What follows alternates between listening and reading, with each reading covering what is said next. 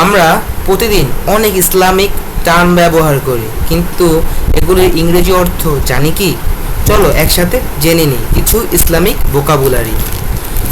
Scene পাপ, hill দোজক, fasting রোজা, haven বেহেস্ত, অ্যাবলিউশন অজু করা, প্রস্ট্রেশন সেজদা, কল টু প্রেয়ার আজান, প্রেয়ার ম্যাট জায়নামাজ, সাপ্লিকেশন মোনাজাত।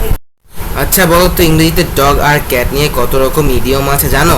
আজ আমি তোমাদের কিছু মজার ইডিয়ম দেখাবো বাংলায় অর্থ সহকারে। চলো শুরু করি।